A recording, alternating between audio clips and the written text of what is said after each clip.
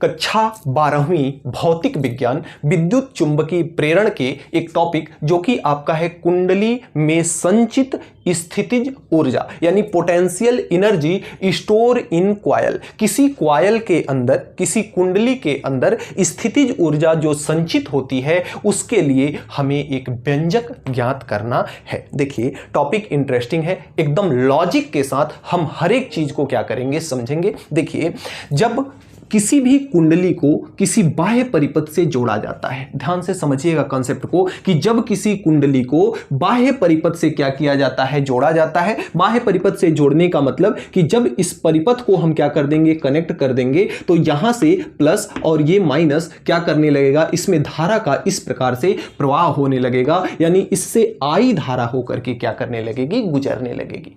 और आप जानते हैं कि धारा का गुजरना यानी कि धारा अगर गुजर रही है तो धारा का गुजरने का मतलब आवेश का प्रवाह, यानी आवेश एक स्थान से दूसरे स्थान तक इस कुंडली के अंदर आवेश को क्या किया जा रहा है, घुमाया जा रहा है। तो जब आवेश एक स्थान से दूसरे स्थान पर जाता है या जब आवेश को किसी एक स्थान से दूसरे स्थान तक ले जाया जाता है तो हमें कार्य करना पड़ता है। और आप जानते हैं कि कार्य करने की क्षमता ही क्या कहलाती है, ऊर्जा कहलाती है। तो जो हम यहां पे आवेश को इस कुंडली के अंदर चला रहे हैं वही किया गया जो कार्य है वही स्थितिज ऊर्जा के रूप में क्या हो जाता है, इस कुंडली के अंदर स्टोर हो जाता है, जिसके हेतु हमें व्यंजक ज्ञात करना है।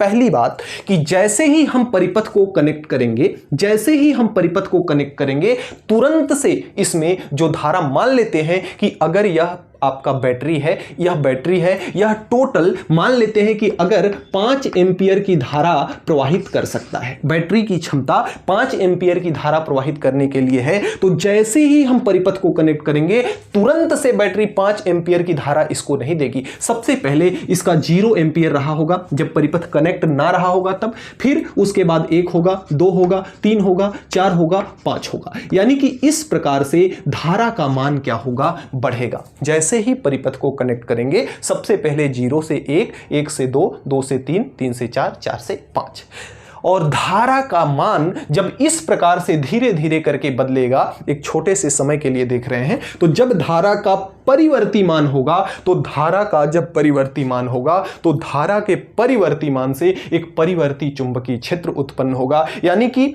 चुंबकीय क्षेत्र की संख्या में, चुंबकीय फ्लक्स की संख्या में परिवर्तन होगा और इस कुंडली में हमें एक प्रेरित विद्युत वाहक बल देखने को मिलेगा, एक प्रेरित विद्युत वाहक बल देखने को मिलेगा। और आप जानते हो विभव की, सबसे पहले अगर हम परिभाषा बताएं आपको तो विभव की परिभाषा आप सब जानते हो कि विभव हम किसे कहते हैं, किसी एकांक आवेश को विद्युत क्षेत्र में ले जाने में किया गया कार्य क्या कहलाता है, विभव कहलाता है। तो यहां पर जो धारा के परिवर्तन से चुंबकीय क्षेत्र में परिवर्तन हो रहा है और चुंबकीय क्षेत्र के परिवर्तन से आपका ये प्रेरित विद्युत वाहक बल उत्पन्न हो रहा है, वही बल विभव के बराबर होगा। वही बल क्या होगा, विभव के बराबर होगा। अब आप छोटे बच्चे नहीं हैं, बड़े बच्चे हैं, आप इसके लिए माना वगैरह लिख लेंगे कि जैसे ही हम कुंडली को परिपथ से कनेक्ट करते हैं, कुंडली में धारा तुरंत से पूरी प्रवाहित नहीं होती, धीरे धीरे करके धारा का मान क्या होता है,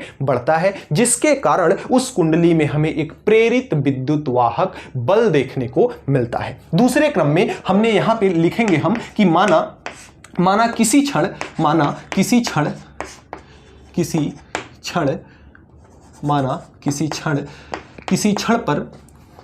पर dq आवेश प्रवाहित करने में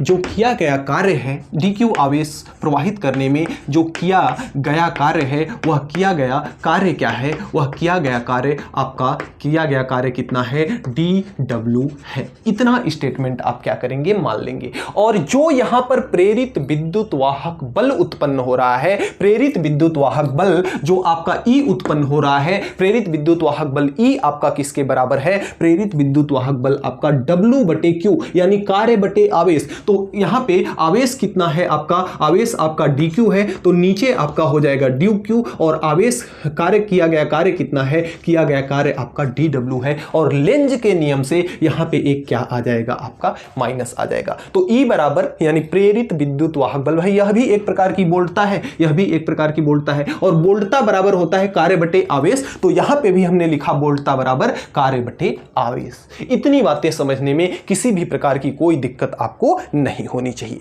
अब यदि यह हमको तो इसमें किया गया कार्य निकालना है, क्योंकि किया गया कार्य ही आपके किसके बराबर है, स्थितिज ऊर्जा के बराबर है। तो यहां से अगर हम dw का मान निकालें तो dw बराबर क्या हो जाएगा, dq इधर आएगा इसके पास, तो माइनस भी आ जाएगा, माइनस का E विद्युत वाहक बल इंटू इधर से भाग में है, बॉर्डर के इस पार आएगा, यह इसके साथ किस में हो जाएगा, यह इसके साथ गुणा में हो जाएगा। और प्रेरण आपके फैराडे के नियम से आप जानते हैं कि E बराबर होता है स्वप्रेरकत्व बराबर आप जानते हैं स्वप्रेरकत्व हमने आपको पढ़ाया है। स्वप्रेरकत्व में जो E बराबर होता है माइनस का L डी फाई बटे कितना होता है, डी फाई बटे dt होता है, किसके बराबर, स्वप्रेरकत्व का मान होता है। अब यह फाई नहीं, डी आई बटे कितना होता है, dt कितना होता है, डी आई बटे dt होता है। तो E के जगह पे E का मान रखते हैं, तो यहां से आपका dw निकल के आएगा, एक माइनस यहां है, एक माइनस इसका है, तो ये आपका होगा माइनस का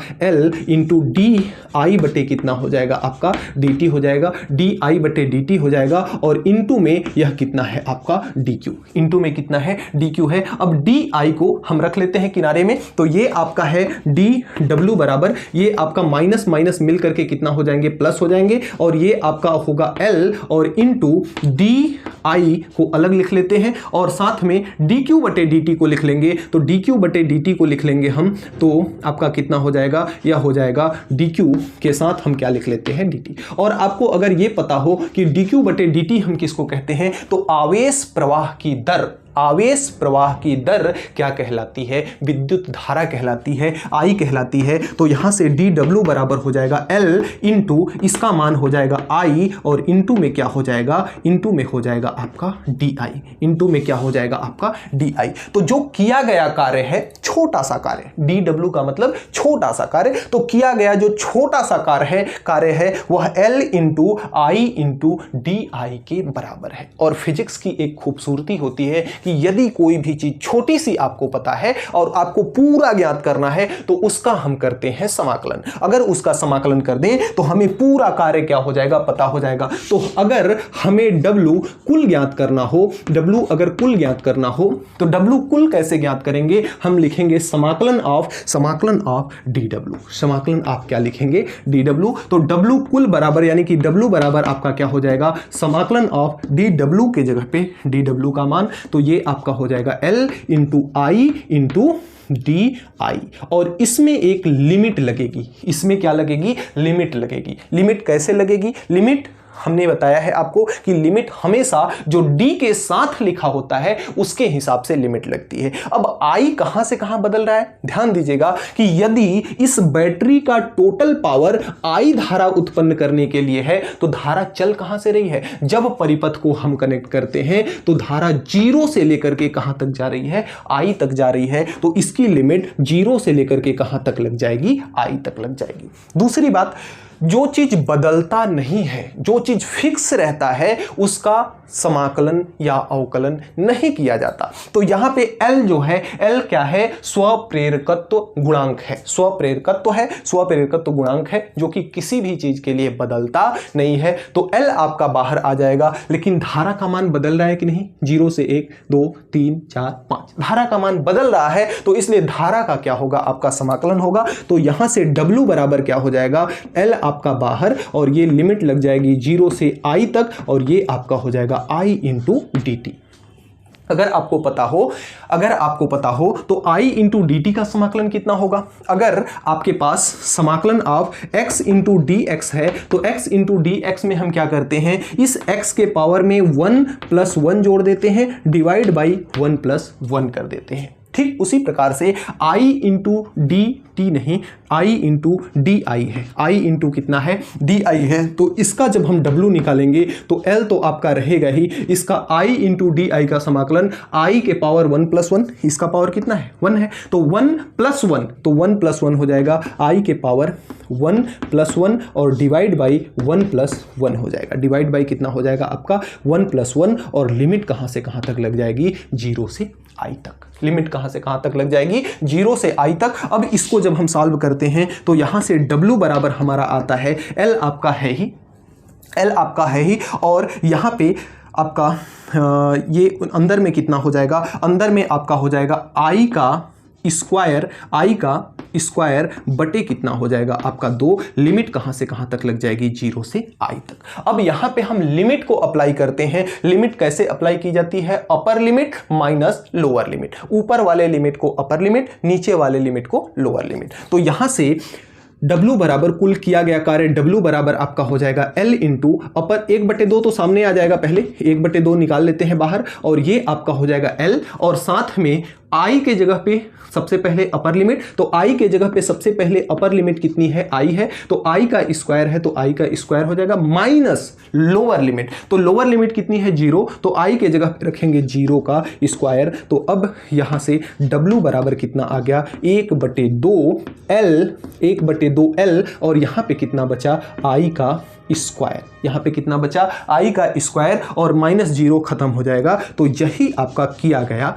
कार्य हो जाएगा। और आपने जाना है, आपने अब तक अब पढ़ते आए हैं कि जो किया गया कार्य है, कार्य करने की क्षमता ही क्या है, ऊर्जा है। और यहां पर किस प्रकार की ऊर्जा है, यहां पे आपकी स्थितिज ऊर्जा है। तो यही जो कार्य है आपका, यही जो कार्य है आपका स्थितिज ऊर्जा, यानी कि U के रूप में संचित हो जाता है। तो U बराबर कितना हो जाएगा 1/2 L इंटू आई का स्क्वायर। यही आपका है किसी भी वृत्ताकार कॉइल में संचित ऊर्जा, कुंडली में संचित स्थितिज ऊर्जा, जिसका व्यंजक आपका कितना है 1/2 L इंटू आई का स्क्वायर।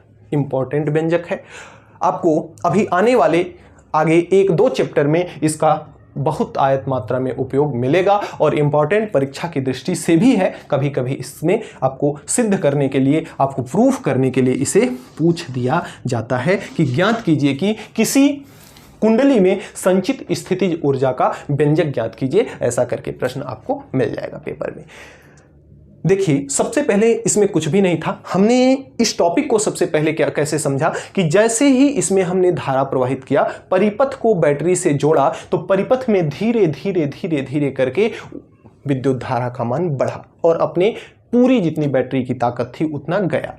और जो बैटरी के धारा में यह परिवर्तन हो रहा है, उस परिवर्तन के कारण इस कुंडली में, इस कॉइल में आपको एक प्रेरित विद्युत वाहक बल देखने को मिलेगा।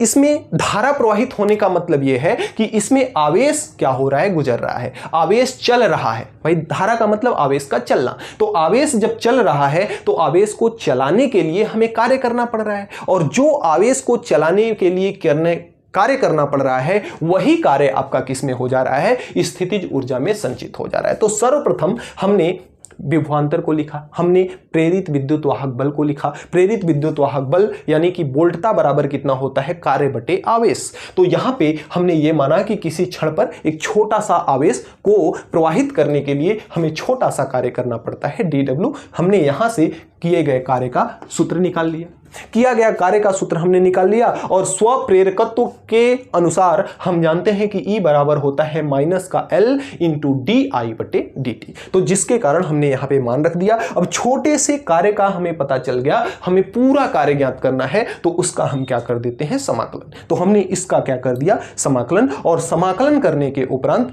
हमारा जो कार्य है वह आया 1/2 L इंटू आई का स्क्वायर। और यही कार्य आपका आगे चल करके किसमें संचित हो जाता है, स्थितिज ऊर्जा में संचित हो जाता है। अब ये टॉपिक आपका खत्म होता है, आप चाहें तो स्क्रीनशॉट ले सकते हैं। आज के वीडियो में इतना ही। हमें उम्मीद है कि आज हमने जो भी आपको बताया आपको अच्छे से समझ में आया होगा। फिर भी किसी भी प्रकार का अगर कोई डाउट है तो आप निश्चित तौर पर कमेंट बॉक्स में कमेंट जरूर करेंगे, आपकी प्रॉब्लम को सॉल्व किया जाएगा।